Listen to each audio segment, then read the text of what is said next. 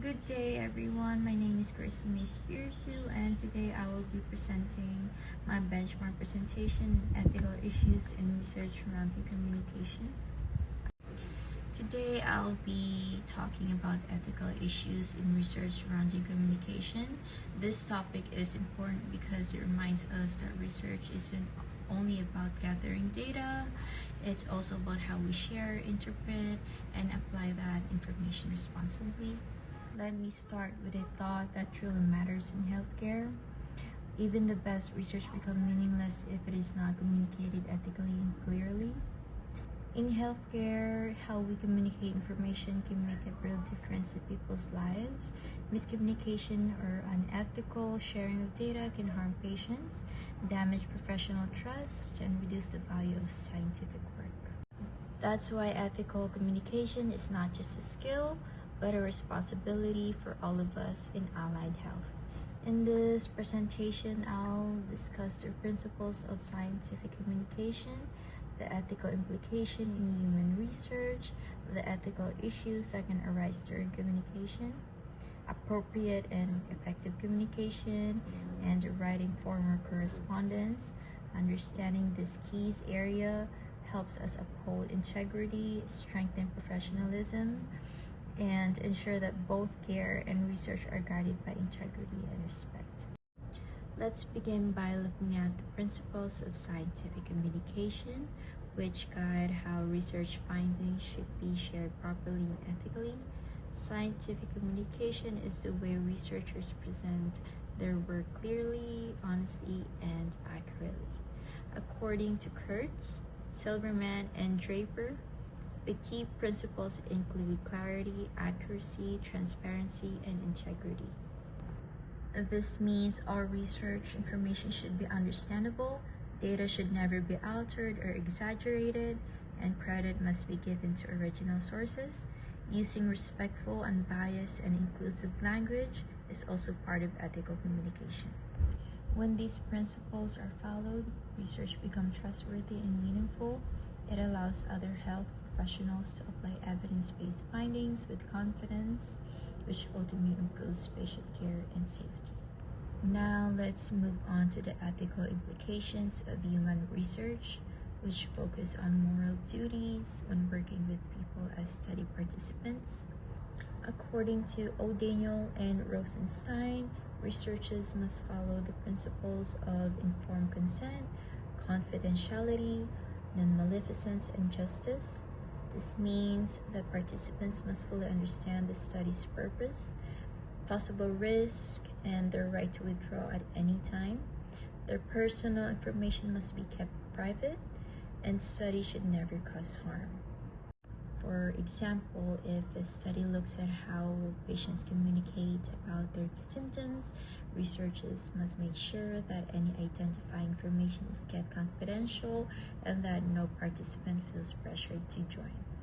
By respecting these ethical standards, we protect human dignity and strengthen public trust in health research. Next, let's talk about ethical issues that arise when communication during research. Communication is powerful, but it can also cause problems if not handled properly. According to Kaplan Baycode, cultural and language differences can easily lead to misunderstandings between researchers and participants. This can affect how people interpret consent, forms, or instructions. Another issue is the misinterpretations of research findings, whether intentional or not. When communication is miscommunicated, it can spread misinformation and lead to unsafe health practices. It's also unethical to use persuasive or manipulative communication to pressure individuals into joining a study. Researchers must always remain honest, respectful, and culturally sensitive. By promoting transparency and understanding, we ensure that research truly benefits the communities we serve. Aside from research, ethical communication is also vital in everyday healthcare practice. So now let's talk about how to communicate effectively and appropriately with patients families, and other healthcare providers. When speaking with patients, we should use clear and compassionate language, listen actively, and show empathy. This helps them feel safe and respected. According to O. Daniel and Rosenstein, active listening and genuine concern are key skills that strengthen relationships and improve health outcomes. When communicating with other health professionals, we can use structured method like SBAR, which stands for Situation, Background, Assessment, and Recommendation, to ensure information is accurate and complete. By staying professional, maintaining respect, and working within our scope of practice, we support teamwork and promote patient safety. Finally, let's look at how we can demonstrate effective skills in writing, since written communication is just as important as verbal communication in healthcare. According to Kurtz, professional writing should also be clear, concise, respectful, and supported by evidence. In practice, this includes writing patient reports, documentations, and emails that are accurate and confidential. Using APA 7th edition style in research or academic work shows professionalism and integrity.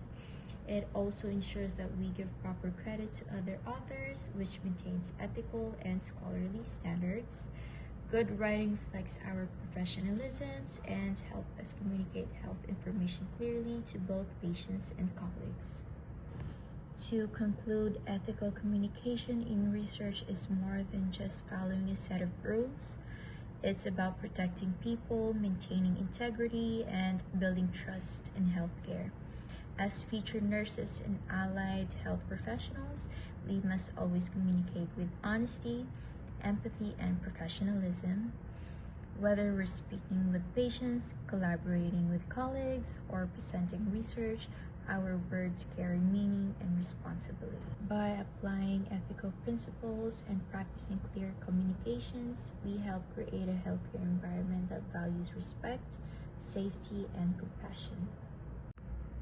Thank you all for listening to my presentation.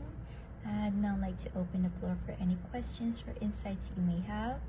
I encourage you to think about how ethical communication plays a role in your own professional practice and how it can strengthen teamwork and patient care.